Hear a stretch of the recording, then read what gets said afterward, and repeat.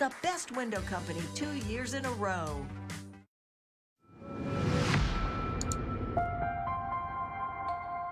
Tonight, Vice Presidential candidate J.D. Vance back in his hometown this afternoon, speaking to his fellow Middletown natives. Lydia Bice was there. Lydia, what did he focus on? That's right, guys. The Middletown High School auditorium was full this afternoon to hear Vice Presidential candidate J.D. Vance discuss a variety of topics like his time growing up here in Middletown and how he feels about President Biden dropping out of the race yesterday. It was a packed house in the Middletown auditorium as Vice Presidential candidate J.D. Vance returned home for a rally in the building where he attended high school. J.D. Vance was born into poverty. Donald Trump had a father who taught him business, who taught him the ways of the world. J.D. Vance had a mom who, bless her heart, is an amazing individual, was a drug addict. 10 years drug-free, by the way. Fellow political leaders and candidates gathered to support Vance and to discuss the current state of our country. But I am here to tell you that things are about to get better.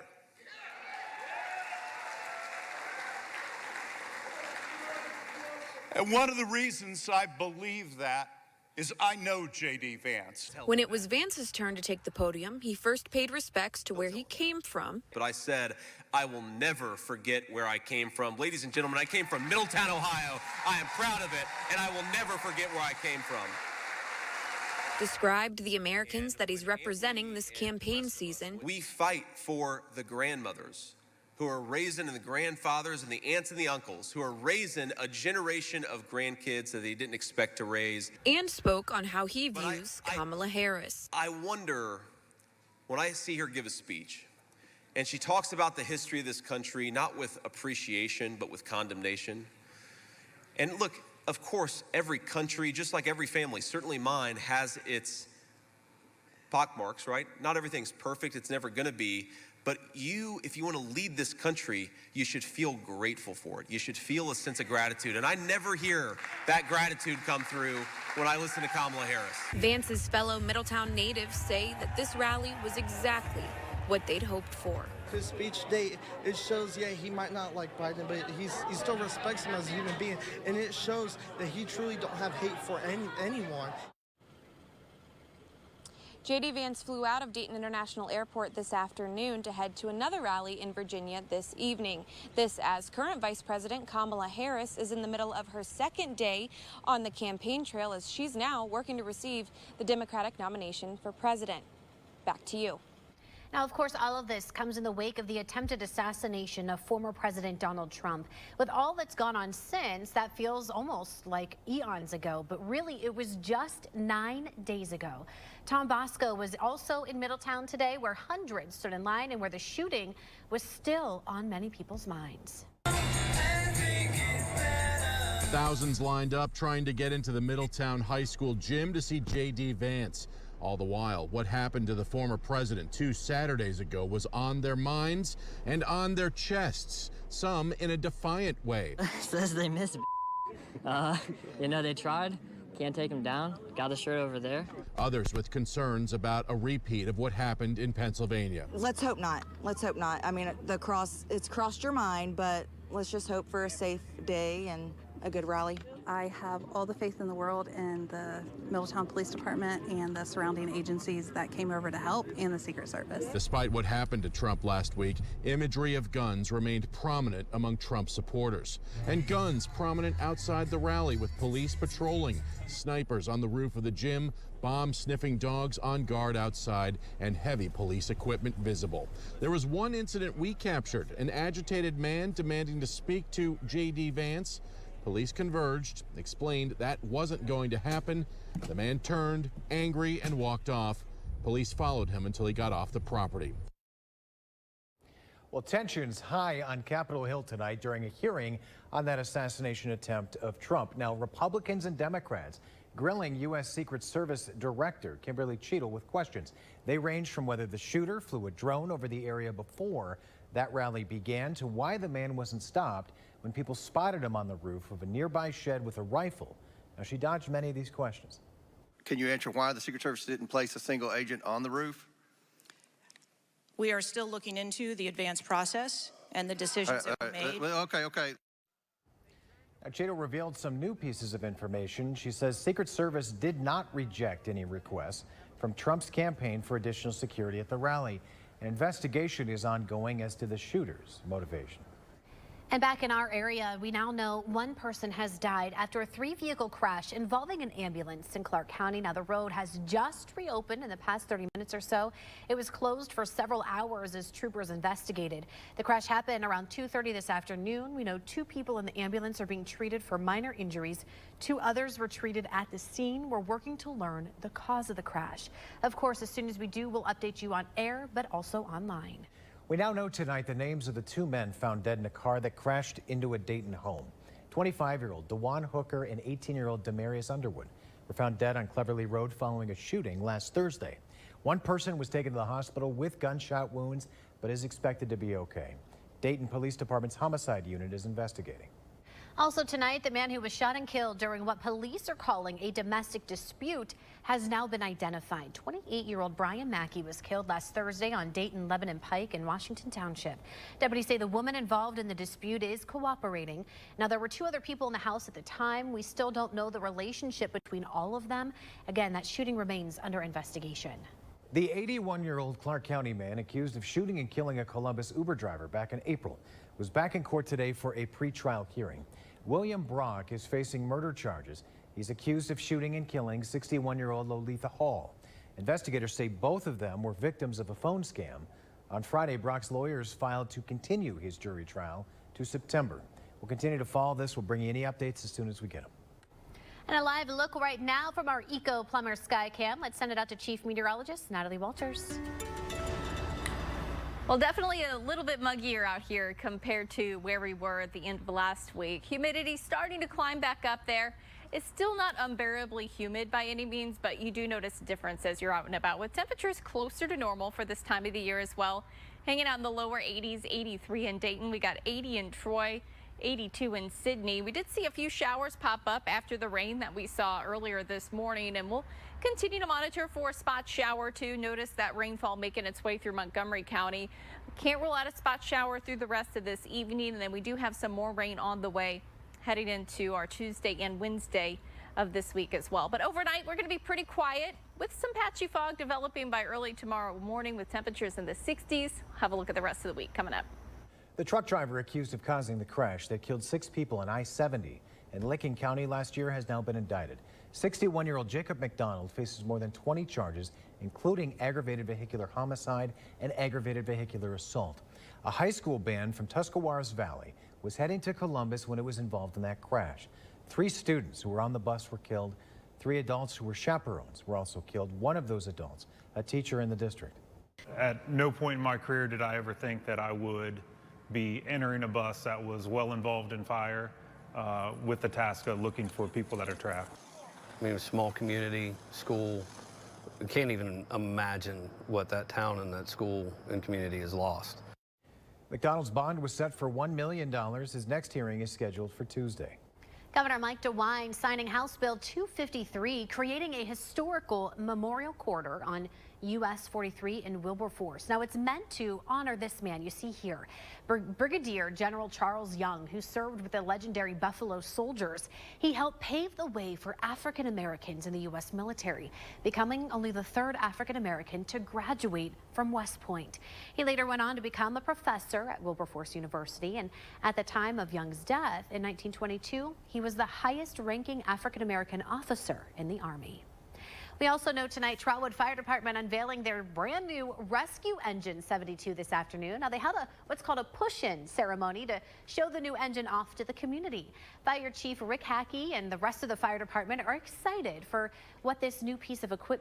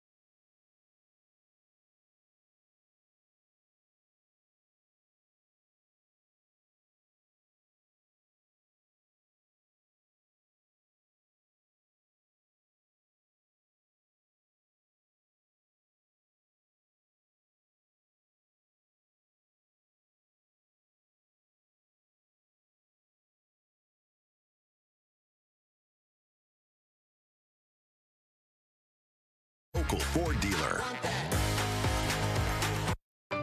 Weather Window, presented by the National Weather Desk. Here's a swimmer you'd probably like to avoid during a summer dip. That is a black bear swimming in a Rhode Island lake. Otters are certainly less threatening than bears. These guys look like they were having a blast near Asheville, North Carolina. And it's hard to imagine a prettier dawn view than this one near Birmingham, Alabama. Listen to Off the Radar. New episodes every Tuesday. Find it wherever you get your podcasts.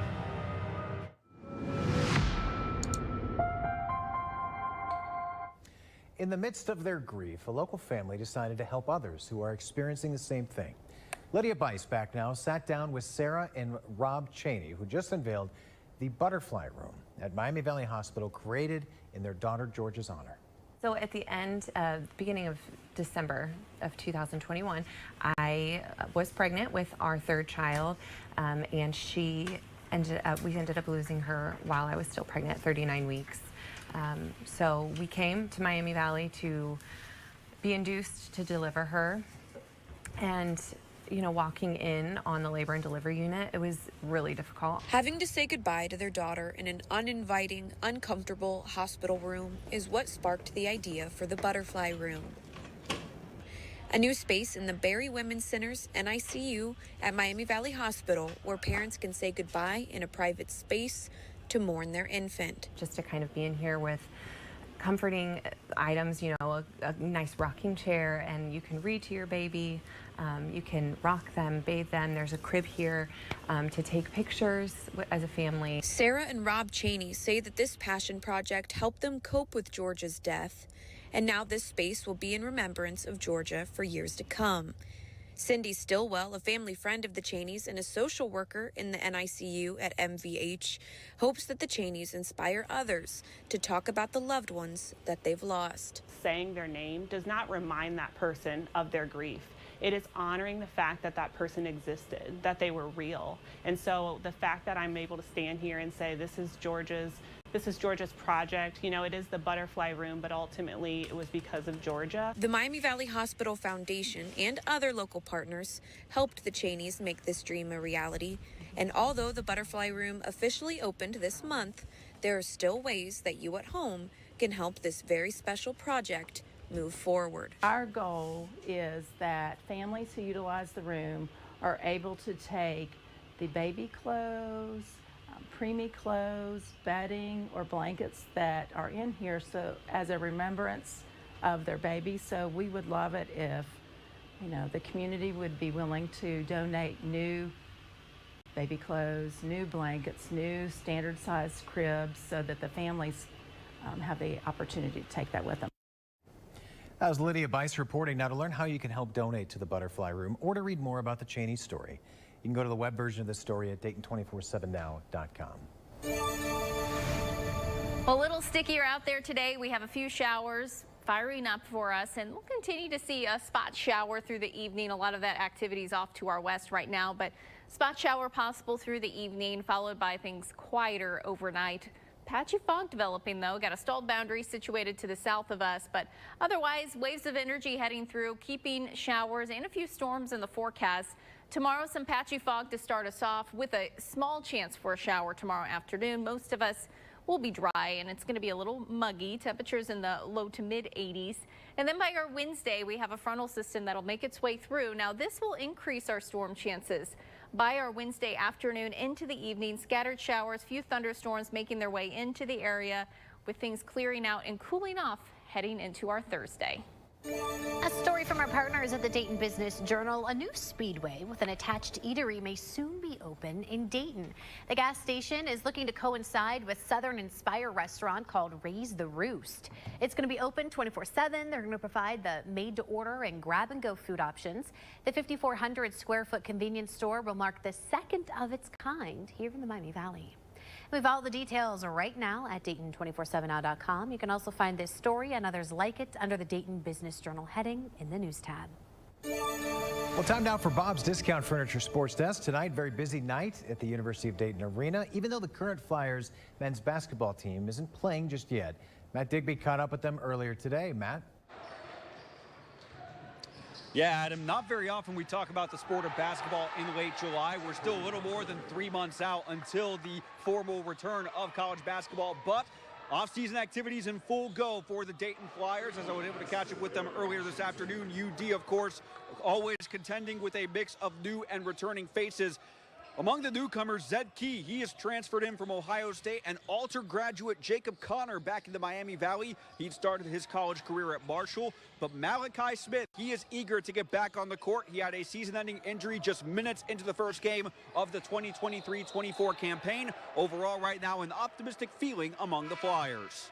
Coaches are making it intense with the playing and competition and stuff, so we've all been going hard, and that's all we could do. We got a lot of different weapons, and I think that's good for point guard. I can dish the ball, facilitate, and make sure I get what the team needs. So that's good to have a lot of tools. Everybody's super skilled, a lot of different guys. So it's been good to know all of them. My impression is I think we've got skill up and down the board here. I played a lot of different styles of basketball, played against a lot of different styles, so I feel like I've seen a lot, and I feel like I've learned a lot up to this point. So the Dayton Flyers, they have actually announced they will be having an exhibition game coming up in late October against the Xavier Musketeers. I'll have more on that on our website, Dayton247now.com. And again, that's just the current Flyer squad. The Flyer alumni basketball team known as Red Scare, they're getting ready for the round of 32 in the basketball tournament, as they'll actually be taking on the Ohio State alumni team, Carmen's Crew, which won the tournament 5 years ago. And now the long-anticipated matchup is about to come to fruition in a little less than 2 hours. 8 o'clock scheduled tip-off time, and I'll have coverage tonight at 10 and 11. Live from University of Dayton Arena, I'm Matt Digby. Well, Dayton 24/7 Now, once again, very proud to partner with Cranston Classrooms all this week to provide school supplies for local students as they go back to class. Please help us stuff the bus. We got a bus parked right outside our studio in Miamisburg, ready for your donations. We're accepting them during normal business hours at the address you see there on your screen. Well, we do have rain in the forecast, a few showers tomorrow. Most places will be dry. Our best shot at rain is going to be on Wednesday, but really doesn't look like we're going to see very high rainfall totals. This particular model indicating maybe about 1/4 of an inch to up to 1/2 an inch of rainfall, with many spots receiving even less than that. We're still behind, though. We could use just a little bit more rain for us. We saw some rain this morning, which was nice to see, but we still are technically behind for the season. But here's a look at what we're tracking tomorrow. Isolated thunderstorm, mid-80s. Same thing with our Wednesday. Better shot at rain then, and then we do quiet down heading into the weekend. We'll see those mid to upper 80s with some sunshine back in the forecast as well. You're watching Dayton 24/7 Now.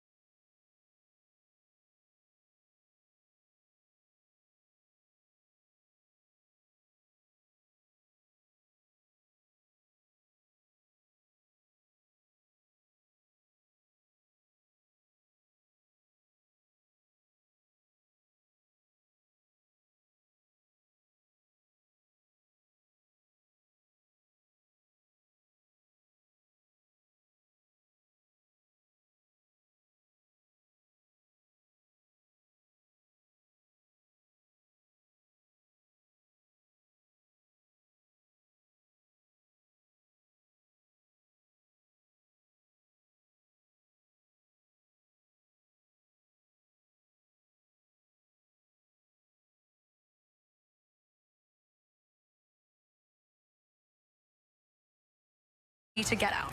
New Bachelorette tonight on ABC. The Dayton 24/7 Now News app, brought to you by the Jeff Schmidt Auto Group.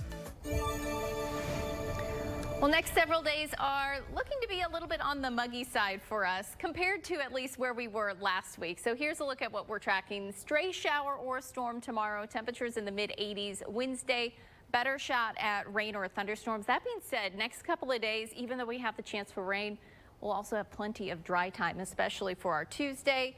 Thursday, highs in the lower 80s, and that's with some lower humidity that starts to take over. So here's a look at that extended forecast with our temperatures that will be back into the lower 80s. Thursday, Friday, really nice. But notice as we head into next week, our Saturday, Sunday, we really start to see things heat up close to 90 degrees, and that humidity will be on the climb as well. Great. All right. Those Sorry, storms guys. are brutal because It's no fun, yeah. Yeah. Kind of out of nowhere. yeah, Yep. wrecks your plans. All right, that does it for us. Good night. Dayton 24.